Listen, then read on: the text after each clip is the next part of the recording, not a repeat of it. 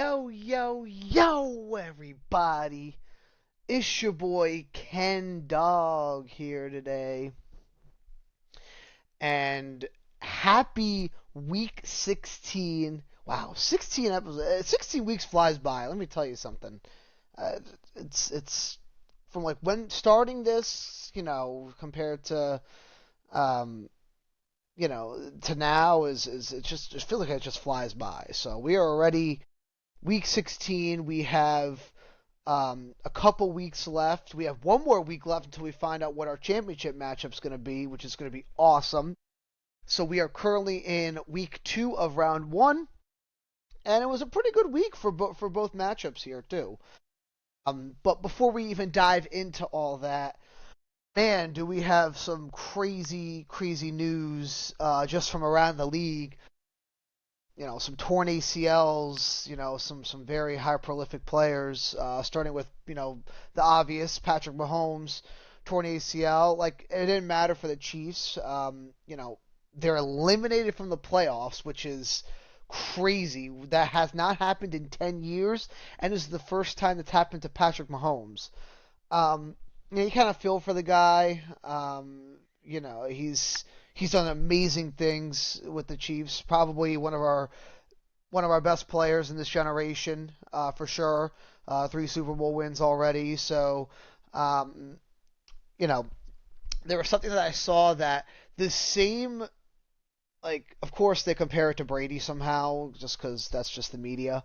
But they're saying that, like, I guess when Brady got hurt, he also had 3 Super Bowl wins or whatever. So, same injury apparently, I think. So, it's kind of crazy how it's all kind of lining up. But yeah, I mean, he's a great player. You can't, it was just an unfortunate. The team just, I think that dynasty might be over. There are some way better teams now coming in the AFC. That AFC West now. I mean, if you ask me next year who I think is going to win the AFC West, I wouldn't know. Denver may not have the year they have this year. Same with the Chargers. I mean, I don't think the Chiefs will. They need to make some moves for sure. I mean, honestly, like how easy is it to defend the Chiefs? They don't have a run game.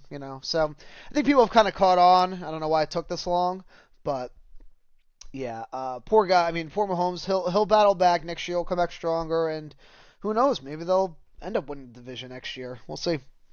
And another one, unfortunately for the Packers, Michael Parsons torn ACL, non-contact torn ACL as well.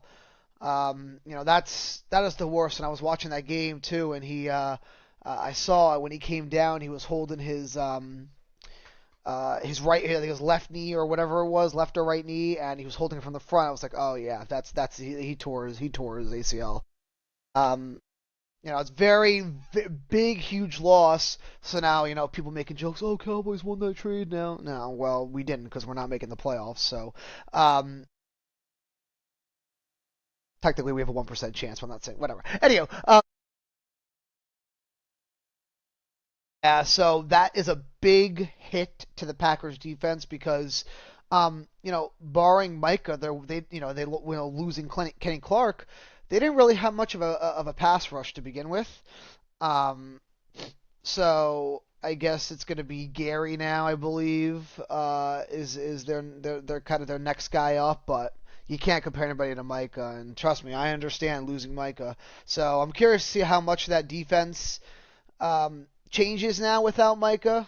But prayers up for him, rest up, and he'll be back. And then kind of going back to Mahomes.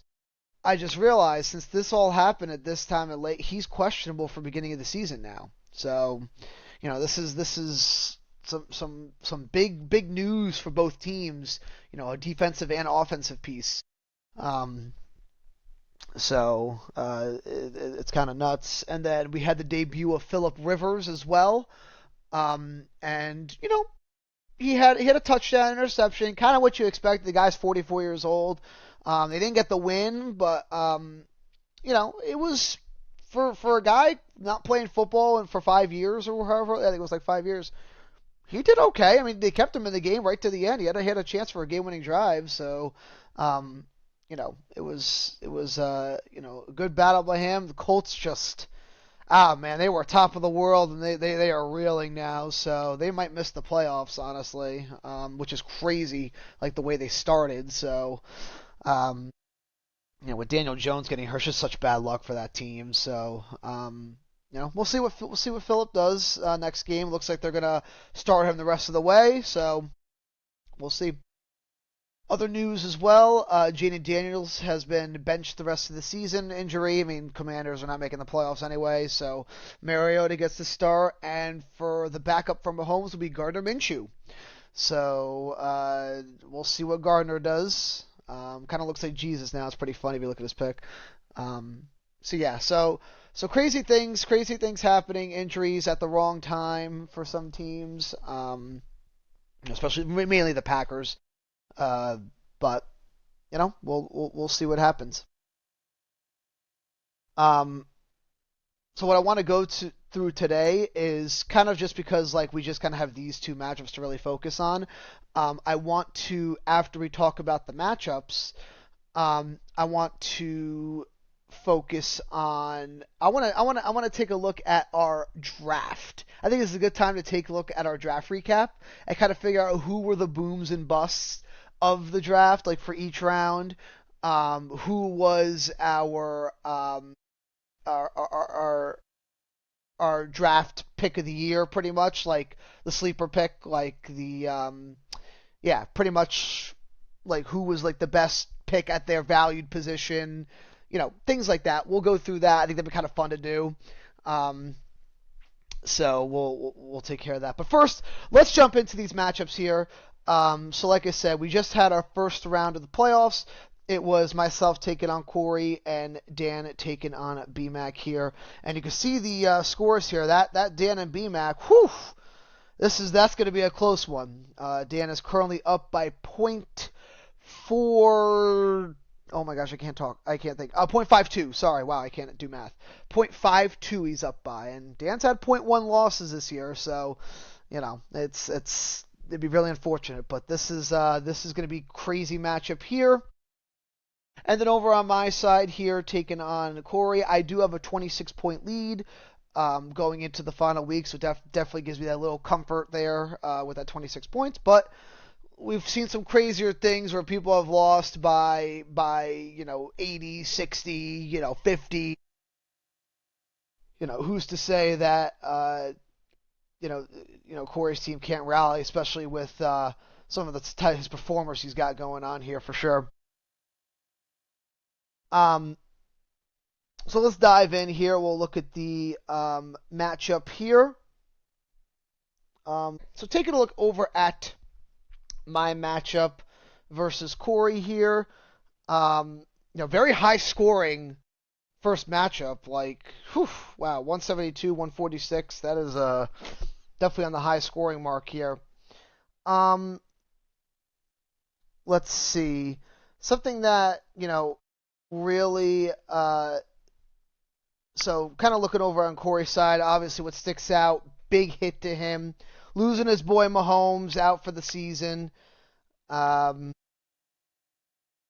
that's really unfortunate for him, so he'll have to go to the waiver wire to get some type of QB for sure.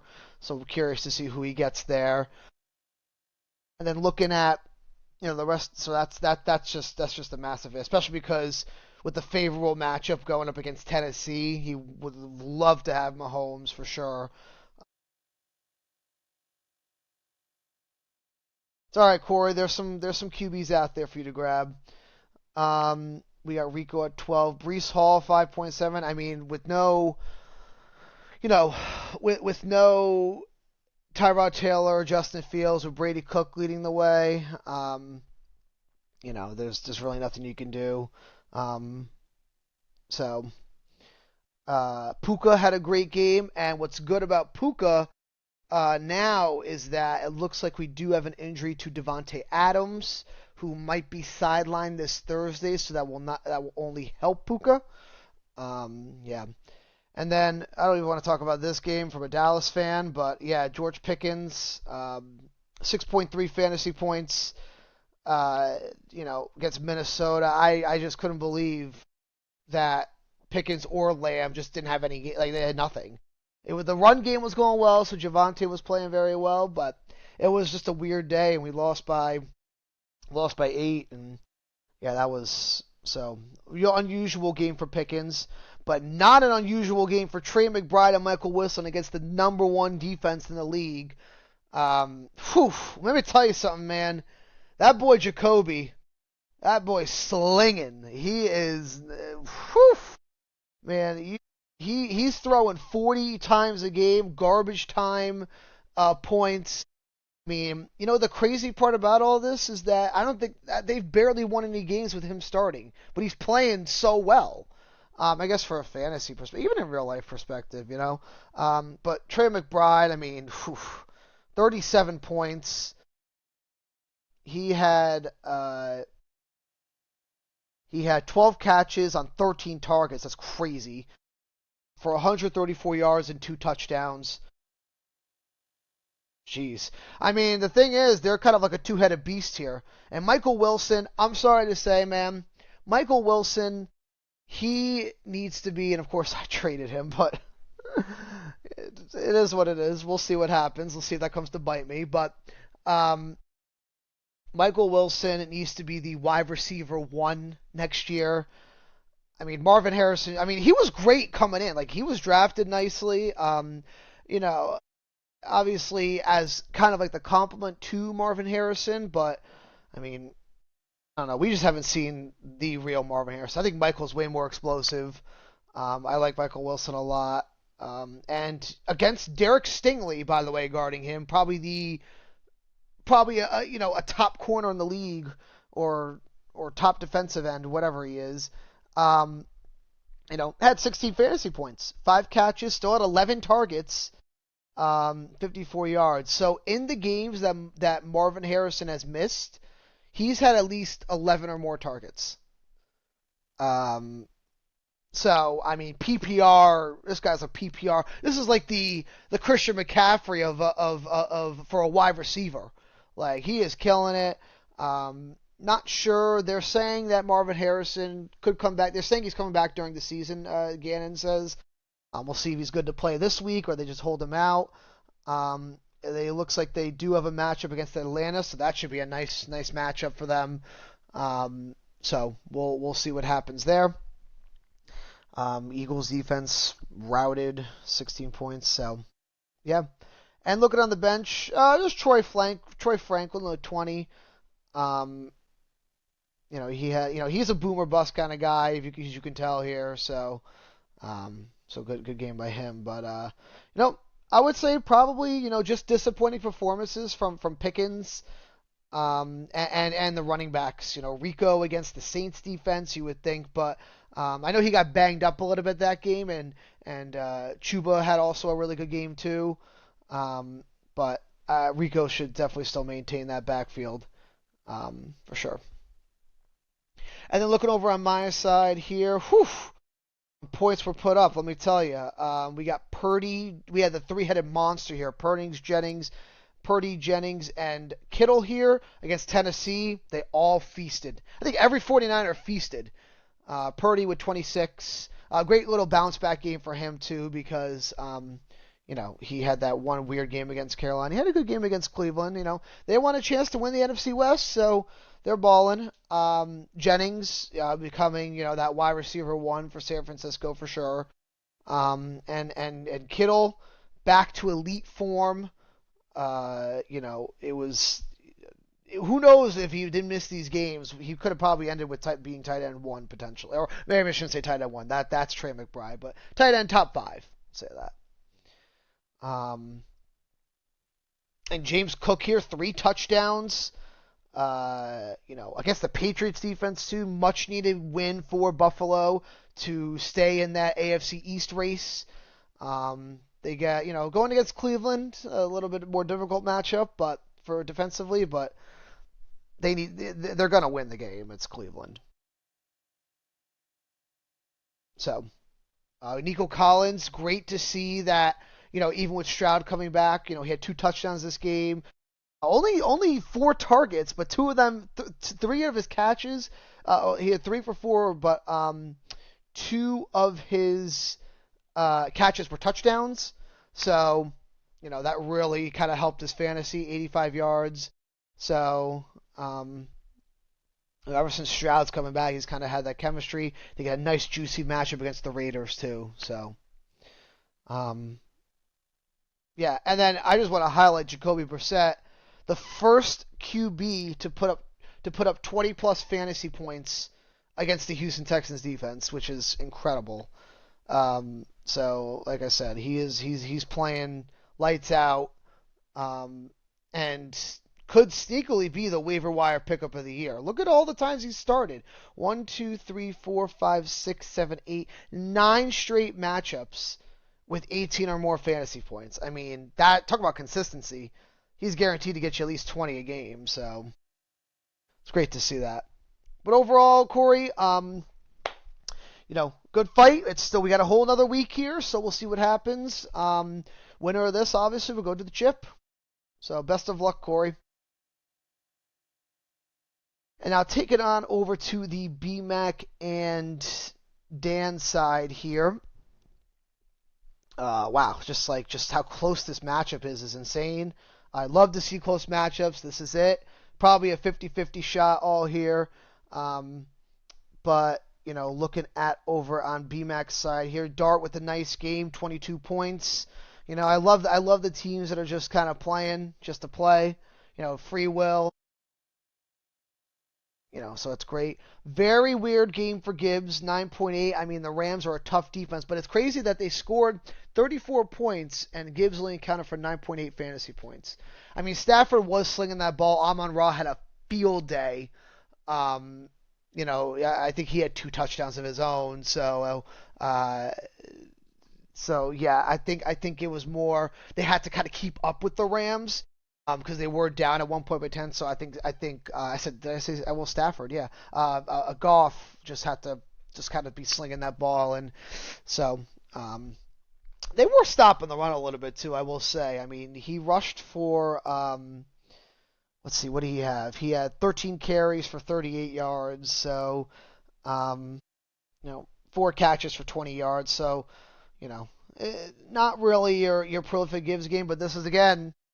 He's had these games where he goes 7.5, 5.8, 9.8. I mean, only 3 games really, so not much, but it's he has these types of games. So it's not out of the ordinary for him, but still an elite running back. And kind of like I mentioned before, Devontae unfortunately looks like is probably not going to play on Thursday, just because of the short week. They're saying that it didn't look good, to be honest. Even at the end of the game, Coach McVay was saying it just didn't look good. Unfortunate for Devontae having such an amazing season. Credit, that's a great pick too. 5th round, like getting a top six wide receiver, knowing that Puka's the guy. So this is very a 1A, 1B headed monster for sure. And yeah. So unfortunate, going up against Seattle too, a good defense. So, Devontae will get that rest he needs, and maybe if BMAC can get the win without him, we'll see what happens. And Jameson Williams as well, also really popping off lately ever since Dan Campbell took over the play calling. Look at that, 26 points, 17, 26. Another 1A, 1B with Amon-Ra. So, and it's crazy to think because he is, you would consider Jameson more of a deep threat than anything, but Amon-Ra plays the slot. So Amon-Ra is more of a slot, like one of the best slot wide receivers there is. So Jameson kind of plays the outside. So he's not really your deep threat actually anymore since they kind of moved, since they have Amon-Ra playing the slot. 7 targets, 9 targets, 7 catches, 134 yards, and a touchdown. Great game from Jameson. Another stud drafted. Almost he's gonna be top 10 numbers.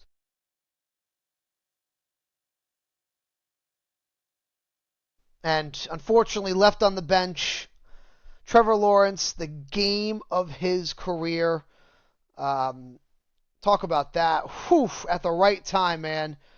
Look at this. 330 yards, 5 passing touchdowns, and 1 rushing touchdown. 6 total touchdowns. By far the best game of his career. Little was against the Jets. I mean, but still, he had an absolute 44 fantasy points. I understand BMAC. I left on my bench in my other league, so uh, I totally understand the pain there. Can you imagine, getting an extra 20 points up on Dan? That would have been nice, right? But you really couldn't expect it. It's not your fault. I mean, Jackson Dart was all a great play against Washington. You wouldn't expect Trevor Lawrence to put up the game of his career, so it's all good. Um, and unfortunately, like as Junkins is such a great running back, um, uh, it's just he's limited. He's limited just because like of the game script. I mean, Cleveland's always going to be down. They're playing the Bills this week. I mean, you really think that? I mean, unless Junkins could get more work in the receiving end, he's limited. So he kind of has to. I'm limiting Judkins as more of a touchdown dependent fantasy play these days, just because. I mean, Shedeur against these good defenses just doesn't. They just don't have the weapons. They really don't. I mean, they got Fannin.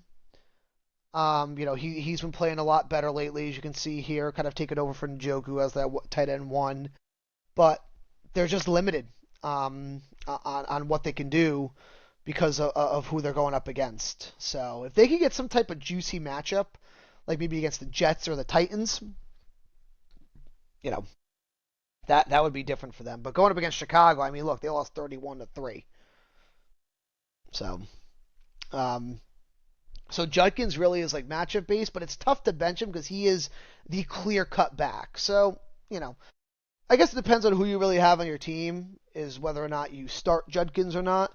Um, but, you know, we'll see. And then looking over here on Dan's side here, Bijan, nice little 29-point game for him. Nice little bounce back from last week in Seattle. Tampa Bay is more of a favorable matchup there. So great to see Bijan. Bucky here with only 8.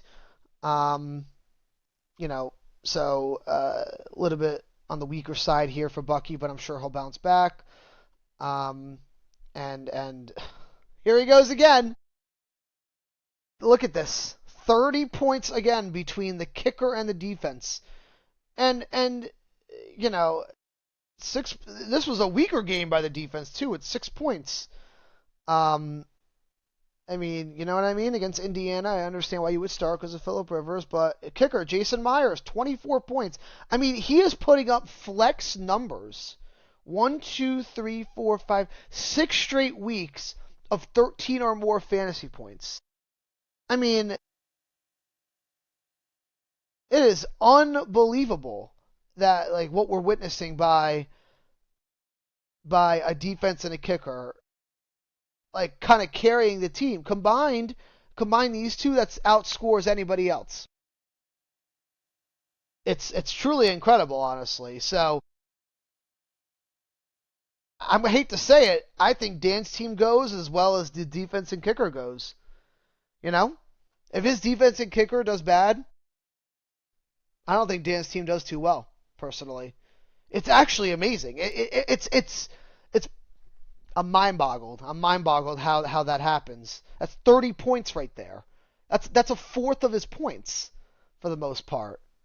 Um, so pretty crazy. But yeah, 24 points for Myers, great. Um, Jacoby is slowly becoming that kind of that wide receiver one. Um, again with Trevor Lawrence, they get a little bit more difficult matchup this week against Denver's. Probably like the second or third best defense. Might want to downgrade Jacoby there. DK though, 14. But they get a very nice matchup against Detroit, whose secondary is so banged up. So I expect a big day from DK for sure. Um, Pet a little bit, 4 points. Schultz with 21. So yeah, Dak only 11 points. So like I said, I mean, if it really wasn't for his kicker and Bijan here, who knows how many points Dan would have scored. But he still is in the lead, and we will see what happens. Um, this coming week here. So before I jump into the future cast of this week's matchups, let's take a look. Gotta do something fun. Let's take a look at the draft. I want to take a look at the draft and see, um, you know, who had like the boom and bust pick of the draft, really. Like, who was the steal of that round? Who was the steal of the draft? And, let's kind of go into that a little bit. I think it's kind of fun, actually. So, let's take a look at our round one picks here. Well, Chase, Lamb, Jefferson, Bijan, Gibbs, Saquon, Amon-Ra, Achane, Neighbors, Puka. Well, if I had to really pick who the dud of that one is definitely Jay Jettis.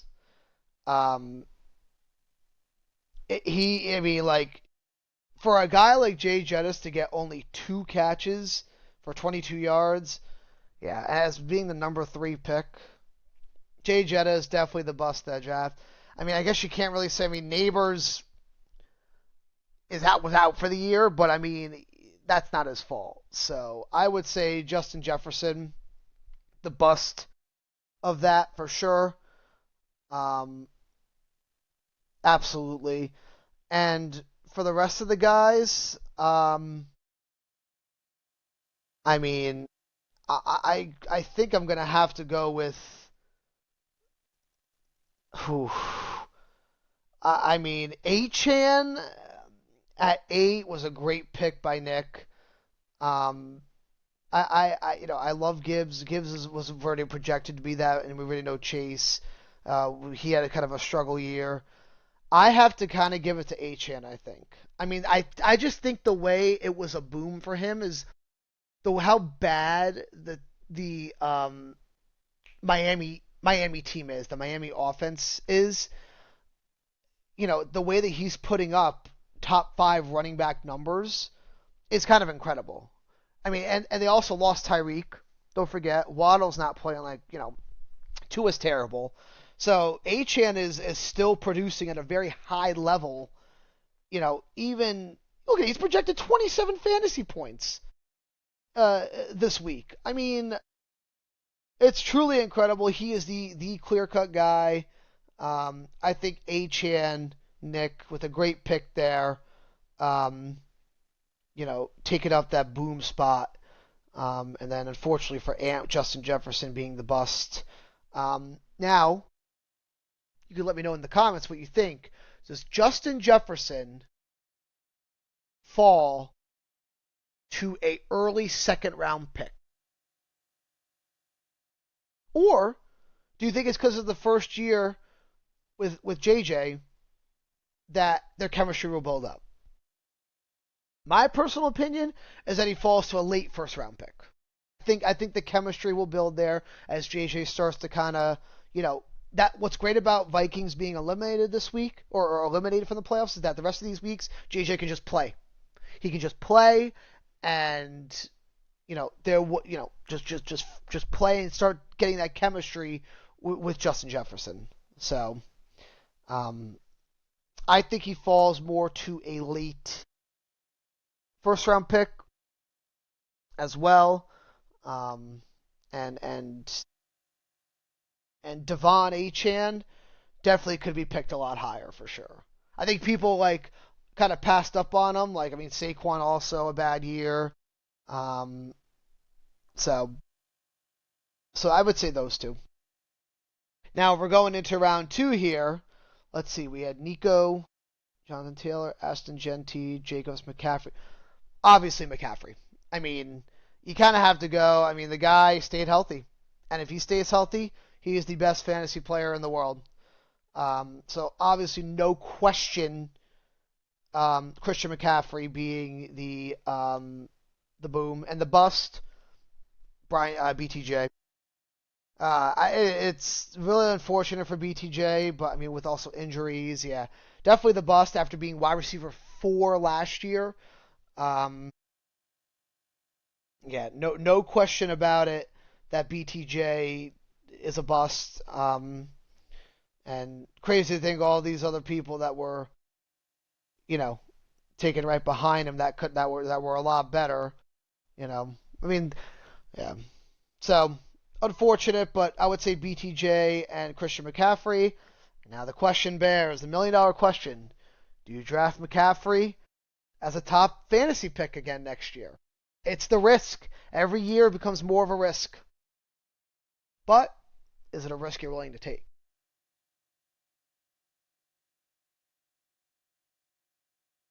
Yep. Round 3 here, it looks like it was mainly just a QB and Brock Bowers. Um, but I will say probably the boom pick for this one. I mean, it was mainly QB. I really want to go Trey McBride as the last pick of the third round. I mean, number one tight end, he is just on a different level. And I remember when he first started popping off, because he kind of like filled in for Zach Ertz when Zach Ertz was in Carolina, and whew, it's just taken off from there. Um, the bust, I would say this year, probably from this round, probably Joe Burrow. But I mean, like I said, it's not his fault because he was hurt. Um, So, and maybe Lad too. So, you know what? You can't blame somebody because they were hurt. I would probably go Lad in that case. Um, because at first in the beginning, like Quentin Johnson was pumping off, and Herbert was kind of just flinging it a bunch of different ways. Um, so kind of what you expected Lad to have like top 10 type numbers. But because of how good the Chargers were, he was kind of sharing that ball. So I'd say McBride being the boom, Lad McConkey being the bust. And now does McBride get drafted over Brock Bowers? I think so. I think so. Round 4 here. Oh, well, you already know my answer. Jackson Smith and Jigba, by far the boom. Um, you know, honestly, in contention for steal of the draft for sure at the 4th round. Um, you know, no one kind of, people were wondering if we were going to get the kind of like the old Cooper Cup back when he went there. This is JSN's team, baby. All the way. Solid pick by Nick there with Jackson Smith and Jigba. Very much in contention for steal of the draft. Um, if we want to talk about the bust, unfortunately, ooh, I think the bust in this one would probably have to go with Garrett Wilson. I mean, like I said, a lot of it was injuries, so you really can't blame the guy. Kamara as well. I mean, Kamara, yeah, he's on the downswing of his career, unless he gets traded. But he says he wants to remain a Saint, so I don't know. But do you think that if Kamara gets traded, will he be a viable fantasy option? So, um, but I'm not going to go through the rest of these rounds because these rounds, they're not as exciting. But if I had to probably pick who I think the actual steal of the draft, the late round steal of the draft, and just kind of like looking at these names here, I mean, I would say a round 8 Pickens is kind of crazy, to be honest. But I think a round 10 Javante is even crazier. I would say Javante, honestly.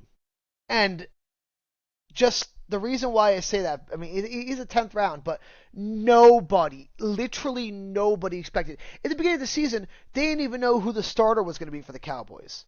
Javonte comes in, pops off for the first pretty much 8 weeks. So for more than half of your fantasy season, he was a starting running back, probably your RB2, could be even your RB1 at some point. Um, so I would definitely say, um, and the funny thing is, I drafted him, dropped him, and then picked him up. I was like, oh, okay, because I found out he was going to be the starter. I truly think, there's multiple, but you got to go with Javonte because nobody really expected him to be where he is today. Um, if you want to do late round, higher round, give me JSN all the way. Um, but but yeah, I mean Javonte around 10 for sure. Another one in contention, probably for the first half as well, like Buka. What a way, but I mean he's on the downswing now a little bit. Now that Mike Evans is back and Godwin's healthy, he's kind of he's on the decline. But um, you know, and I already said all year that Tyler Warren was going to be a top 5 fantasy tight end, and he's pretty much finished his top 5. So I called it. Bang. Yeah, but I think Javonte at round 10 or Pickens at round 8 for sure. Um, because statistics show, like history shows that, you know, even when Brandon Cooks was wide receiver too, it was still all Lamb all day. But now they got Pickens. Pickens popped off. Um, so I would say probably low key these two were the steals, and of course I traded both of them away, right? Well, worked out in my favor, I guess, right? Um, so yeah, but it's kind of crazy looking at this draft though. Let's see the last round, who we think. JJ, that's so funny. Yeah, nothing really sticks out here. Caleb being a round 15 draft pick is solid because top 10 quarterback for sure. Um, yeah. So I would say probably those. That's my recap of the draft. So I know a lot of people are probably punching air right now, but that's fantasy life, man. There's nothing you can do about that. So, um, you know, yeah. But anywho, let's move on to our matchups for this week, week 2 of round 1 here. So, care of that. Okay, so here we go. So let's take a look here. All right. So looking at our Week 16 matchups here, um, Corey looks like. Let's see who Corey picked up. Looks like he did pick up C.J. Stroud this week. So he's had a good last couple weeks, or he's had a good game last week, I should say. So I'm sure gonna miss his Mahomes, but he's got C.J. Stroud, and guess what? Guess who I got on the other side? Nico. So works out well, right? And looks like he's keeping this lineup the same though. Dowdle, Brees Hall, and like I said, the injury to Puka. Going up against Seattle though.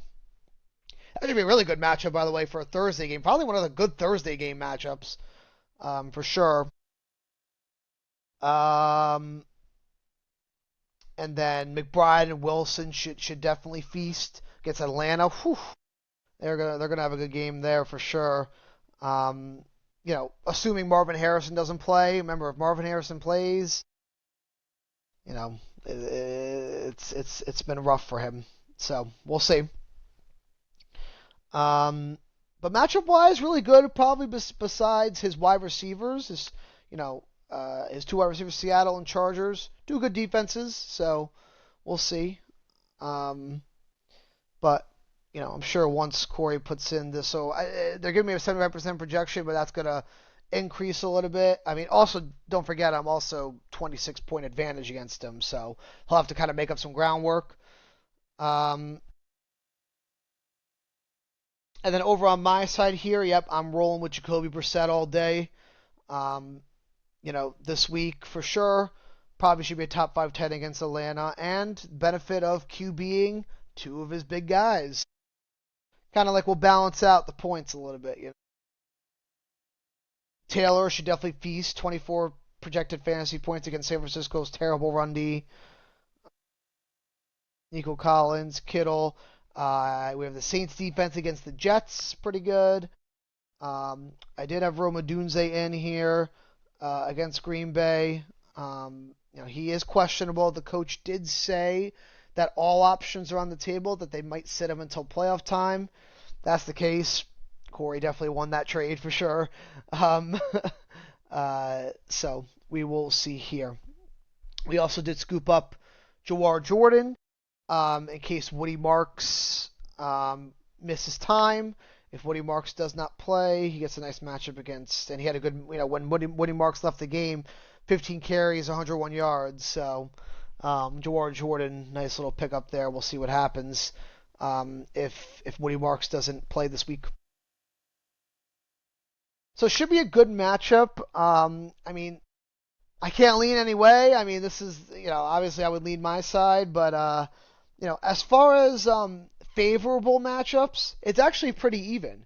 Because, we got Indianapolis here, Green Bay here, and then he's got Seattle and Chargers, so it's pretty even. So we'll see what happens. Corey, I wish you the best of luck. And winner of us will go to the chip. All right. All right, and then our final matchup here, this is what we like to see, a legit 50-50 matchup. Love to see it. I think BMAC's going to have to take out Devontae, but he did pick up Kyle Pitts, who also had a career day for that's another guy who had a career day. 11 catches for 12 targets and 3 touchdowns, 166 yards, 40. What was that? 45 fantasy points, just sitting on our waiver wire. Only reason I say I question him a little bit is only because if Drake London does come back, that's going to definitely take away targets from Pitts. Now, granted, Cousins and Pitts have developed that chemistry, and they get a nice matchup against Arizona, so who knows what will happen. So if London plays, lineup block for Pitts. If London doesn't play. If London plays, expect a little bit regression, but granted, I still think he'll get you some good points. And definitely much needed. Playing against Buffalo, and so yeah. And then we got the Broncos defense against Jacksonville. All right, interesting play there. That's a bold play after Trevor Lawrence just had his career day, but I respect it because Denver has a solid defense, and Trevor against solid defenses may not be what as good as you think. So we'll see who BMAC puts at his wide receiver, unless he's just waiting to see. Looks like he did pick up Michael Carter, who will probably be the running back going forward for the rest of the year. Yeah, they just put Bam Knight on IR for the rest of the season. Michael Carter is the guy for Arizona. So nice little pickup there. So yeah, we will see what happens over on Dan's side here. Still rolling with the Seahawks defense and Jason Myers. We'll see how that works against the Rams. Looks like he did pick up Buffalo's defense as well. So we'll see who he decides to start there. Yeah. But Dak, Bijan, Bucky against Carolina should be going. DK should feast. Kobe against Denver. That's that one. That one should be a questionable one, but we'll see. Travis Kelce is Tennessee. Should have a good game. Let's see that chemistry with Gardner. So I really like this. This is a legit 50-50 split for me. Um, oh man, this one I guess I could choose who I think is going to win because it's literally even. Oh my God, wow, this is so tough. Two great teams. Um, oh man, wow. I if I actually had to pick a team who I think is going to win,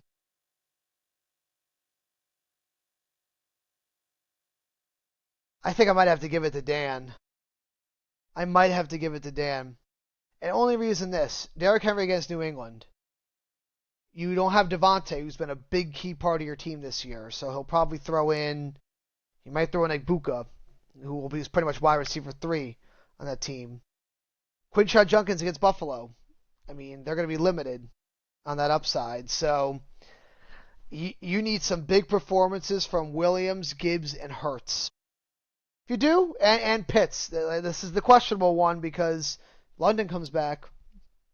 So, but Dan's side here, Bijan against Arizona, Bucky against Carolina, DK against Detroit, some great matches. Kelce against Tennessee, Ted McMillan against Tampa Bay. I mean, all these teams are fighting for playoff spots, really, except for a couple teams. So, favorable matchups lean towards Dan's side.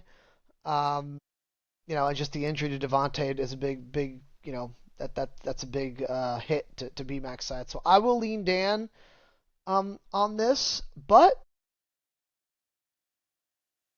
I think this is another one of those true 50-50 ones. So we will see what happens. And yeah, best of luck, gentlemen. Winner will advance to the chip. Well, everyone, that's going to probably do it for our Week 16 episode here. This is it. Last week, you will either make it to the chip or head down to the little consolation brackets. So best of luck, Corey and Dan and BMAC. Should be a fun week. I just wanted to point out here too. Look at what Tybo did. 143 points. If he did that last week, Corey wouldn't have made the playoffs, and Shane or Nick would have been in. I just find it funny that, of course, his team wants to pop off this week. So, just kind of funny. But showing love to the consolation team here. It's a great consolation matchup there. So, yeah. I just find that really funny, but unfortunate. All right, guys. Well, thank you again for tuning in to episode 16. Got a couple weeks left, and then we will be